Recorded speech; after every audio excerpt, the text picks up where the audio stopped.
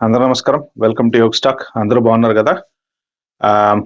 రీసెంట్‌గా ఫెడరల్ రిజిస్టర్‌లో public charge అనేటువంటిది కొత్తగా పెట్టారనమాట. ఒక 1 వీక్ అవుతున్నట్టుంది. దాని మీద వీడియో చేయమని చెప్పి నాకు కొన్ని కామెంట్స్ వచ్చినాయి. యాక్చువల్‌గా నేను ఇది పెద్ద ఎఫెక్ట్ ఏం కాదండి. H1 వాళ్ళకి, L1 వాళ్ళకి దీని మీద అంత పెద్ద ఇంపాక్ట్ ఏమి ఉండదు అని చెప్పి నేను దాని మీద వీడియో అయితే చేయలేదు. కానీ ఒక ఇద్దరు ముగ్గురు కామెంట్ చేశారనమాట. సార్ దీని మీద వీడియోలు వస్తున్నాయి. అసలేంటి కొంచెం మీరు రీసెర్చ్ చేసి కొంచెం చెప్పండి అని చెప్పేసి. అందుకని చెప్పి పర్టిక్యులర్ వీడియో చేస్తున్నా. అసలు పబ్లిక్ ఛార్జ్ అంటే ఏంటి? అది ఎవరికైనా అంటే చాలా మంది ఏంటంటే అన్ని వీసాల వాళ్ళకి ఎఫెక్ట్ అవుతది అని చెప్పి చెప్తున్నారు అనేసి వాళ్ళు కన్‌ఫ్యూజ్ అయ్యారనమాట. సో మోర్ ఆర్ లెస్ అన్ని వీసాలకి ఎఫెక్ట్ అయితే అవుతది కానీ బట్ టెన్షన్ పడాల్సింది అయితే ఏం లేదు. ఇది మన H1 వాళ్ళకి గాని లేకపోతే F1 వాళ్ళకి గాని ఇట్లాంటి వాళ్ళకి ఎవ్వరికి ఇంపాక్ట్ అయితే కాదు. ఇంపాక్ట్ కాదు అన్నా కదా! సరే ఇంక వీడియో మనకెందుకులే అని చెప్పి కట్ చేసి వెళ్ళిపోకండి. లాస్ట్ వరకు చూడండి. ఎందుకంటే ఫర్దర్ డౌన్ ఎప్పుడైనా మీరు గ్రీన్ కార్డ్ గనక అప్లై చేసుకోవాలి అంటే ఏమేమి ఇంపార్టెంట్ మీరు పబ్లిక్ ఛార్జ్‌లోకి రాకుండా ఉండటానికి యూజ్ అయ్యేవి నేను చెప్తాను. ఓకే. కాబట్టి లాస్ట్ వరకు అయితే డెఫినిట్‌గా చూడండి. ఇంకోటి ఏంటంటే నిన్న ఎవరో కామెంట్‌లో మెన్షన్ చేశారనమాట. ఒక్క పాజిటివ్ న్యూస్ అన్నా చెప్పండి సార్ ప్లీజ్ అని చెప్పేసి. ప్రెజెంట్ పాజిటివ్, నెగెటివ్ అనేం లేదండి. మొత్తం వరల్డ్ వైడ్ అంతా గందరగోళం నడుస్తుంది. ఎవరు కావాలని నెగెటివ్ న్యూస్ క్రియేట్ చేయాలనో, లేకపోతే H1 వాళ్ళందరిని లారీలో ఎక్కించి పంపించాలనో, లేకపోతే యూకేలో నుంచి అందరిని ఎల్లగొట్టాలనో, ఆస్ట్రేలియా నుంచి అందరిని ఎల్లగొట్టాలని ఎవడు నెగెటివ్ న్యూస్ పెట్టాడు. సో ఏంటంటే ప్రపంచమే ఒక ఇమిగ్రేషను అన్ని చోట్ల ఈవెన్ యూరోప్‌లో కూడా స్టార్ట్ అయిన ఒక 2, 3 డేస్ బ్యాక్ నుంచి ఫ్రాన్స్‌లో విపరీతమైన గోలలు నడుస్తున్నాయి. అన్ని చోట్ల ఉన్నది ఇది పెద్ద. దీనికి పాజిటివ్ న్యూస్ అంటూ ఏం లేదండి. జాబ్ వచ్చిందా? మనం ఉన్నామా? ప్రశాంతంగా ఉన్నాం అంతే. జాబ్ లేదు, వీసా లేదా ఎళ్ళిపోవాలి. లేకపోతే ఇంకోటి ఏదైనా చేయాలి. అదే తప్ప ఇక నెగెటివ్, పాజిటివ్ అంటే ఏం లేదు. ఇది కొన్ని రోజులైతే ఇలానే అన్‌సర్టెనిటీ అయితే ఉంటది. తర్వాత ఎట్లుంటదో తెలీదు. అసలు పబ్లిక్ ఛార్జ్ అనేది ఏంటి అంటే బేసిక్‌గా బెనిఫిట్ అన్నమాట. సో ఏ దేశంలోనైనా సరే ప్రభుత్వం మీద ఆధారపడి బతకటం అనేది బెనిఫిట్. యూకే గాని, యూఎస్ గాని లేకపోతే ఇంకో చోట గాని జనరల్‌గా ఏంటంటే ఈ బెనిఫిట్స్ ఎవరు ఎక్కువ తీసుకుంటారు అంటే అసైలమ్ సీకర్స్, రెఫ్యూజీస్ అనేవాళ్ళు వేరే కంట్రీస్ నుంచి వస్తారు కదా! అంటే శరణార్థులు. వాళ్ళకి వాళ్ళ కంట్రీలో ఇబ్బంది ఉండి బతకలేక ఈ కంట్రీకి వచ్చారు కాబట్టి పాపం వాళ్ళు అంటే ఏంటంటే వాళ్ళు మొత్తం ఇల్లు ఖాళీ చేసి సామాన్లు తీసుకొని రారు కదా! కట్టు బట్టలతో వస్తారనమాట. అంటే వాళ్ళకి ఉండటానికి, తినటానికి ఇల్లు ఇవ్వటము, తర్వాత వాళ్ళకి ఉద్యోగం చూపించటము, బతకటానికి ఇంత డబ్బులు ఇవ్వడము ఇలాంటివన్నీ జనరల్‌గా ఒకప్పుడు దయా దాక్షిణ్యాలతోటి ప్రతి ప్రభుత్వం కూడా ఇలా రెఫ్యూజీలకి ఏదో ఒక బెనిఫిట్ అనేది ఇచ్చేదనమాట.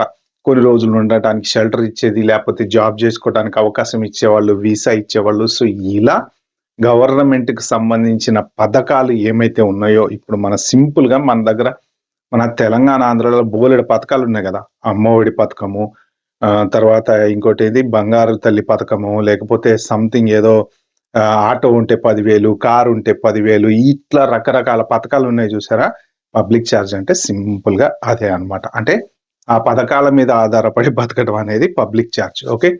అయితే ఏంటంటే ఇందులో ఈ వీసాల వాళ్ళు ఎవరైనా సరే రేపొద్దున గ్రీన్ కార్డ్ అప్లై చేసుకునేటప్పుడు గాని, లేదు అమెరికాలోకి ఎంటర్ అయ్యేటప్పుడు గాని, ఒకవేళ వీళ్ళు గనక వీళ్ళ ఫైనాన్షియల్ స్టెబిలిటీ బాగలేక గవర్నమెంట్ మీద డిపెండ్ అయ్యే పరిస్థితి వస్తే మీరు గవర్నమెంట్‌కి బర్డెన్ అవుతారు. అంటే మీ మీద గవర్నమెంట్ డబ్బులు ఖర్చు పెట్టాల్సొస్తది. సింపుల్ ఎగ్జాంపుల్ చెప్పాలంటే ఎవరికైనా ఒక సీరియస్ క్రిటికల్ హెల్త్ ప్రాబ్లమ్ ఉంది. వాళ్ళు గ్రీన్ కార్డ్ అప్లై చేస్తున్నారు. గ్రీన్ కార్డ్ అప్లై చేసిన తర్వాత ఏమవుతారు? పర్మనెంట్ రెసిడెంట్ అయిపోతారు కదా! ఇంకా పర్మనెంట్ రెసిడెంట్ అయినప్పుడు they have access to all the benefits అన్నమాట. కంట్రీ ఏ అయితే వాళ్ళ రూల్స్ ప్రకారం బెనిఫిట్స్ అన్నిటికి ఎలిజిబులో ఆ బెనిఫిట్స్ అన్ని వీళ్ళకి ఇవ్వాల్సొస్తది కాబట్టి టక్కన గ్రీన్ కార్డ్ వచ్చిన నెలకో, 2 నెలలకో వాడు క్రిటికల్ ఇల్ అయ్యాడు. జాబ్ చేయటానికి కుదరలేదు. అప్పుడేంటి వాడికి జాబ్ చేయలేడు కాబట్టి ఈ ఇన్స్యూరెన్స్‌లవి కట్టుకోలేడు కాబట్టి అప్పుడు ఆ హెల్త్ ప్రాబ్లమ్స్ అన్నీ ఎవరి మీద పడతాయి? గవర్నమెంట్ బర్డెన్ అవుతది. గవర్నమెంట్ వాడికి ట్రీట్‌మెంట్ చేయించాలి. ఎందుకంటే వాడు ఆ కంట్రీకి పర్మనెంట్ రెసిడెంట్ కదా! వీసా హోల్డర్ అనుకోండి పంపించేయొచ్చు. పర్మనెంట్ రెసిడెంట్ కాబట్టి గవర్నమెంట్‌కి బర్డెన్ అవుతదనమాట. సో ఇలాగా ఎవరైనా సరే రేపొద్దున మీరు గ్రీన్ కార్డ్ వచ్చిన తర్వాత గవర్నమెంట్‌కి గనక మీరు బర్డెన్ అవుతారు అంటే పబ్లిక్ ఛార్జ్ అంటే ఈ బెనిఫిట్‌లు. యూఎస్‌లో బెనిఫిట్‌లనేవి 2 రకాలుంటాయి. ఇమిగ్రేషన్ బెనిఫిట్ అనేది ఒకటి ఉంటది. పర్సనల్ బెనిఫిట్ అనేది ఉంటది. సో ఈ పర్సనల్ బెనిఫిట్‌లలో మీరు గనక ఇన్ ద పాస్ట్ ఎవరైనా గ్రీన్ కార్డ్ అప్లై చేసేటువంటి వాళ్ళు మీరు ఎప్పుడైనా గానీ ఈ మెడికెయిడ్ బెనిఫిట్ గానీ, లేకపోతే హౌసింగ్ బెనిఫిట్ గానీ, లేకపోతే ఈ ఎస్ఎన్ఏపి న్యూట్రిషనల్ బెనిఫిట్ అనే ప్రోగ్రామ్ ఒకటుంది గదా! సో, ఆ బెనిఫిట్‌లు గానీ, అంటే ఈ ప్రెగ్నెంట్‌గా ఉన్నప్పుడు కొంత గవర్నమెంట్ నుంచి జాబ్ లేనప్పుడు బెనిఫిట్‌లు తీసుకోవటము, లేదు నాకు హౌస్ లేదని జెప్పి హౌసింగ్ బెనిఫిట్‌లు తీసుకోవటము. కొంతమంది ఏంటంటే అప్లై చేస్తుంటారు. వస్తే వచ్చింది లేకపోతే లేదని. జనరల్లీ ఈ హెచ్1 వాళ్ళు గానీ, ఎఫ్1 వాళ్ళు గానీ, ఎల్1 వాళ్ళు గానీ వీళ్ళంతా నాట్ ఎలిజిబుల్ అనమాట. బట్ కొంతమంది ఏదో ఒక రకంగా ఎఫ్1 స్టూడెంట్స్ గూడా అప్లై చేశారట. అంటే మన ఇండియన్స్ చేసారా? ఇంకొకళ్ళు చేసారా గాదు గానీ చేశారు. వాళ్ళకిప్పుడు గ్రీన్ కార్డ్ అప్లై చేయటానికి ఎళ్ళినప్పుడు గ్రీన్ కార్డ్ వాళ్ళది రిఫ్యూజ్ అయింది. అంటే డినై చేశారంట వాళ్ళకి. సో, వాళ్ళని ఎమ్మటే ఇమ్మీడియేట్‌గా అక్కడే జనరల్‌గా ఐసోలో ఎమ్మటే పట్టుకొని తీసుకెళ్లారంటే, అప్పుడు నువ్వు బెనిఫిట్లు క్లెయిమ్ చేసుకున్నావు కాబట్టి నీకు గ్రీన్ కార్డ్ ఇవ్వము. అంటే నువ్వు ఔట్ ఆఫ్ స్టేటస్ అయిపోయావు కాబట్టి పట్టుకొని తీసుకెళ్ళిపోయి వాళ్ళని డిపోర్ట్ చేశారట. సో, మెయిన్ ఏంటంటే పబ్లిక్ చార్జ్ అంటే ఇవాళ గాతే రేపైనా మీరు గవర్నమెంట్ మీద ఆధారపడకుండా మీ మీద మీరు బతకగలరా అనేటువంటి ఫైనాన్షియల్ స్టెబిలిటీ అనేది మీరు చూపించాలన్నమాట. ఓకే. నెక్స్ట్ ఇంపార్టెంట్ థింగ్ ఏంటంటే ఇప్పుడు ఫ్యామిలీగా ఒక 5గురు ఉన్నారు ఫర్ సపోజ్. ఈ 5గురు గ్రీన్ కార్డ్ అప్లై చేసుకుంటున్నారు. జనరల్‌గా మన హెచ్1బి వాళ్ళు అప్లై చేసినప్పుడు ఏంటంటే ఆబ్వియస్లీ వాళ్ళ ఫ్యామిలీ అందరూ అప్లై చేస్తారు కదా! ఈ 5గురిలో దట్ ఇంక్లూడింగ్ మీ డిపెండెంట్స్, మీ ఫ్యామిలీ, మీ వైఫ్ అయితే వైఫ్, హస్బెండ్ అయితే హస్బెండ్ ప్లస్ స్పౌస్ అనుకోండి పిల్లలు. రేపు మీకు గ్రీన్ కార్డ్ వచ్చిన తర్వాత ఫర్ ఎనీ రీజన్ మీరు గవర్నమెంట్ మీద ఏమైనా డిపెండ్ అవుతారు. లేదు మీకు మంచి జాబ్ ఉంది, సఫిషియంట్ ఇన్‌కమ్ ఉంది. మీరు ఆల్రెడీ ఇల్లు సగం మోర్ట్‌గేజ్ కట్టేశారు. మీ బ్యాంక్‌లో ఒక $20,000, $30,000 ఉన్నాయి. రేపు పొద్దున ఒక జాబ్ పోయినా ఒక 6 నెలలు, 7 నెలలైనా సఫిషియంట్‌గా మీకు మీ ఫ్యామిలీని మీరు రన్ చేసుకోగలుగుతారు. వైఫ్ అండ్ హస్బెండ్ ఇద్దరికీ జాబ్‌లున్నాయి.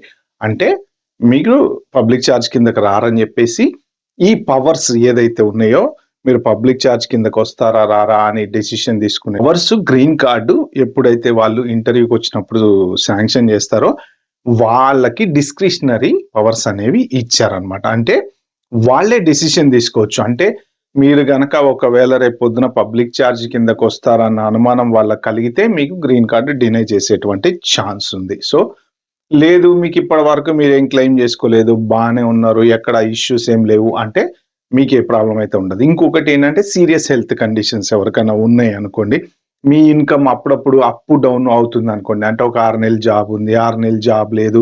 మీరెట్లో సర్వైవ్ అయితున్నారు, ఉన్న డబ్బులతో సర్వైవ్ అయితున్నారు. కానీ ఇప్పుడు బెనిఫిట్‌లయితే క్లెయిమ్ చేసుకోలేదు. బట్ మీరు ఏదో రకంగా సర్వైవ్ అయితే అవుతున్నారు. మీ దగ్గర బ్యాంక్ బ్యాలెన్స్ ఏమీ లేదు. సో, కానీ ఏదైనా హెల్త్ ప్రాబ్లమ్ ఉంది, ఎవరికన్నా ఫ్యామిలీలో ఒకళ్ళకి అలాంటి సిట్యుయేషన్‌లో గూడా వాళ్ళ డిస్క్రిషనరీ పవర్స్ ప్రకారం వాళ్ళు డెసిషన్ తీసుకునేటువంటి ఛాన్స్ ఉంది మీకు గ్రీన్ కార్డ్ రిఫ్యూజ్ జేయడానికి. ఎందుకు అంటే రేపొద్దున మీరు గనక ఒక్కసారి పర్మనెంట్ రెసిడెంట్ అయిన తర్వాత మళ్ళీ మీరు గనక ఆ టైంలో జాబ్ లేకపోతే మీ హెల్త్ కండిషన్ ఏమన్నా సీరియస్ అయ్యి అప్పుడు గవర్నమెంట్ మీద డిపెండ్ అవ్వాల్సొస్తే గవర్నమెంట్ మీ మీద డబ్బులు ఖర్చు పెట్టాలి. ఆల్రెడీ 37 ట్రిలియనో సంథింగ్ వాటెవరో అప్పుల పాలైంది గదా దేశము. ప్రతి దేశం అప్పుల పాలైందిలే గానీ ఇవేదో కొత్త అమెరికా ఏం గాదు. సో, అదనమాట. వాళ్ళు మళ్ళీ ఇంకా ఈ బర్డెన్ దేశం మీద పెరగకూడదు అనేటువంటిది వాళ్ళు చెప్పేది. సో, ఇంక నెక్స్ట్ ఎవరైనా సరే యునైటెడ్ స్టేట్స్‌లోకి ఎంట్రీ అవ్వాలనుకునే వాళ్ళు, వాళ్ళకి కూడా సేమ్ రూల్ అప్లికబుల్ అవుతది. ఓకే. వాళ్ళు గనక రేపొద్దున ఇక్కడికొచ్చిన తర్వాత ఫర్ ఎగ్జాంపుల్ విజిట్ వీసా మీద ఒక వైఫ్ అండ్ హస్బెండ్ వస్తున్నారండి. వాళ్ళిద్దరికీ 60, 70 ఇయర్స్ వైఫ్‌కి, హస్బెండ్‌కి. వాళ్ళని ఎయిర్‌పోర్ట్‌లో ఆపి వెనక్కి పంపించే ఛాన్స్ కూడా ఉంది. ఎందుకు అంటే రేపు పొద్దున వాళ్ళు ఇక్కడికొచ్చిన తర్వాత బై ఎనీ ఛాన్స్ ఏదో ఒక హెల్త్ కండిషన్‌లో వాళ్ళేమన్నా హాస్పిటలైజ్ అయ్యారనుకోండి. సో, వాళ్ళకి గవర్నమెంటే పెట్టుకోవాల్సొస్తది. అంటే ఇమిగ్రెంట్స్ కాబట్టి, నాన్ ఇమిగ్రెంట్స్ కాబట్టి వెనక్కి పంపించొచ్చు. బట్ అంత నిర్దాక్షిణ్యంగా పంపియలేరు గదా! కొన్ని రూల్స్ అనేవి ఉంటాయి కాబట్టి, ఒకవేళ వీళ్ళ దగ్గర ఫైనాన్షియల్‌గా డబ్బులు లేవు అంటే వాళ్ళకి హెల్త్ కండిషన్స్ ప్రకారం వాళ్ళని రిజెక్ట్ చేసే ఛాన్స్ ఉంది. ఒకవేళ వాళ్ళు పబ్లిక్ చార్జ్‌లోకి వస్తారేమో అని జెప్పేసి. ఇది కాకుండా ఎవరైనా సరే మీ ఫ్యామిలీ మెంబర్స్‌కి మీరు గ్రీన్ కార్డ్స్ అప్లై చేస్తూ ఉంటారు గదా! అంటే ఆల్రెడీ సిటిజన్స్ అయిన తర్వాత జనరల్‌గా కొంతమంది ఏం చేస్తుంటారంటే పేరెంట్స్‌కి గ్రీన్ కార్డ్ అప్లై చేస్తారు. లేకపోతే సిబ్లింగ్స్‌కి గ్రీన్ కార్డ్ అప్లై చేస్తారు. ఇలాగ ఎప్పుడైనా మీరు గనక వేరే వాళ్ళకి ఎవరికైనా గ్రీన్ కార్డ్ అప్లై చేసేటప్పుడు ఆ గ్రీన్ కార్డ్ అప్లికేషన్ మీరు ఇన్‌సైడ్ యునైటెడ్ స్టేట్స్ అయినా, ఔట్‌సైడ్ యునైటెడ్ స్టేట్స్ అయినా వాళ్ళకున్నటువంటి సిట్యుయేషన్ ప్రకారం వాళ్ళకి రేపొద్దున అవసరమైతే మీరు స్పాన్సర్ చేస్తున్నారు కాబట్టి మీరేమైనా ఫైనాన్షియల్‌గా హెల్ప్ చేయగలుగుతారా? లేదు వీళ్ళకి తీరా గ్రీన్ కార్డ్ వచ్చిన తర్వాత ఎందుకంటే గ్రీన్ కార్డ్ రూల్ ప్రకారం జాబ్ చేయాలి గ్యారంటీగానే ఏం లేదండి. యునైటెడ్ స్టేట్స్‌లో ఉంటే చాలు. లీగల్ సిటిజన్‌గా ఉంటే చాలు. అంటే ఇల్లీగల్ పనులు చేయకుండా. కాబట్టి రేపొద్దున వీళ్ళు ఏ జాబు చేయట్లేదు. నాకు గ్రీన్ కార్డ్ ఉంది అని చెప్పి మళ్ళీ వీళ్ళు దీని మీద ఏమన్నా గవర్నమెంట్ మీద డిపెండ్ అవుతారా అనేటువంటి క్వెషన్స్ అన్నమాట. సో, దాంతో పాటు ఎవరైనా స్పాన్సర్ చేసినప్పుడు గనక మీ ఫైనాన్షియల్ స్టెబిలిటీ కరెక్ట్‌గా లేదనుకోండి, అప్పుడు వాళ్ళ గ్రీన్ కార్డ్ డినై అయ్యే ఛాన్స్ ఉంది. గ్రీన్ కార్డ్‌కి సంబంధించినటువంటి మెయిన్ ఇంపార్టెంట్ ఏంటంటే ఈ పబ్లిక్ చార్జ్. అయితే ఇది ఫెడరల్ రిజిస్టర్‌లో పెట్టారు. మొన్న ఒక 1 వీక్ బ్యాక్ 19థ్ డిసెంబర్ వరకు దీని మీద కామెంటింగ్ పీరియడ్ అనేది ఇచ్చారన్నమాట. అంటే ఎవరైనా సరే వెళ్లి దీని మీద మనకున్నటువంటి ఒపీనియన్స్ అనేవి చెప్పొచ్చు. 19థ్ డిసెంబర్ తర్వాత దెన్ వీళ్ళు డిసైడ్ చేస్తారు.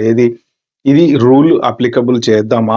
వద్దా? ఒకవేళ రూల్ గనక వీళ్ళు ప్రపోజల్ బానే ఉంది. పర్లేదు ఇది పబ్లిక్ చార్జ్ ప్రకారం అట్‌లీస్ట్ కొంత ఇమిగ్రేషన్ అయినా మనం కంట్రోల్ చేసినట్టు ఉంటది అని అనుకుంటే కంటిన్యూ చేసే ఛాన్స్ ఉంది. లేదు ఎక్కువగా మోర్ దెన్ 70% లేదు ఇది కరెక్ట్ కాదు అని నెగెటివ్‌గా ఎళ్తే గనక పెట్టకుండా ఉండే ఛాన్స్ ఉంది. బట్ వాళ్ళు రూల్ పెడతారా? పెట్టరా? అనేది మనకైతే తెలీదు. ప్రస్తుతానికైతే ఫెడరల్ రిజిస్టర్‌లో ఉన్న దాని ప్రకారం 30 డేస్ కామెంటింగ్ పీరియడ్ ఇచ్చారు. ఈ కామెంటింగ్ పీరియడ్ ప్రకారం అయిపోయిన తర్వాత డిసైడ్ చేస్తారనమాట. అయితే ఇక నెక్స్ట్ H1, F1, L1 మీరందరూ కూడా ఎవ్వరు టెన్షన్ పడాల్సిందైతే ఏం లేదు. ఒకటే మీరు టెన్షన్ పడాల్సింది ఏంటంటే ఎప్పుడైనా సరే మీరు గ్రీన్ కార్డ్‌కి వెళ్తారు కాబట్టి ఆ ఎళ్ళే లోపు ఏ నెగెటివ్ హిస్టరీ లేకుండా చూసుకోండి. నెక్స్ట్ 3.5 ఇయర్స్‌లో అంటే ఈ ప్రస్తుతం ఉన్న ప్రభుత్వం ఉండే అట్‌లీస్ట్ ఇంకొక 3 ఏళ్లయితే ఖచ్చితంగా ఉంటది కదా! ఎటు పోయి ఎటొచ్చినా. ఆ 3 ఏళ్లలో గనక ఎవరైనా గ్రీన్ కార్డ్ ఇంటర్వ్యూలోకి ఎళ్తుంటే మాత్రం మీరు జాగ్రత్తగా డాక్యుమెంటేషన్ అయితే పర్ఫెక్ట్‌గా తీసుకొని ఎళ్ళండి. ఎందుకంటే గ్రీన్ కార్డ్ ఇంటర్వ్యూలో అయిన చోటనే ఏమన్నా తేడా వస్తే వాళ్ళని డీటైన్ చేస్తున్నారని చెప్పి నేను చాలా వీడియోలయితే యూట్యూబ్‌లో చూసాను. మనం పిల్లి కళ్ళు మూసుకొని పాలు తాగుతామని ఎవరు చూడట్లేదు అనుకుంటారు కదా! ఆ టైప్‌లో ఎవరు ఉండకండి. లీగల్‌గా ఉండండి. ప్రభుత్వంతో ప్రస్తుతానికి ట్రబుల్ లేకుండా మాత్రం ఉండండి. ఓకే ఫ్రెండ్స్, ఇది వీడియో నేను చెప్దాం అనుకుంది. వీడియో మీకు నచ్చినట్టుంటే ప్లీజ్ అండి like, share, subscribe my channel. Thank you.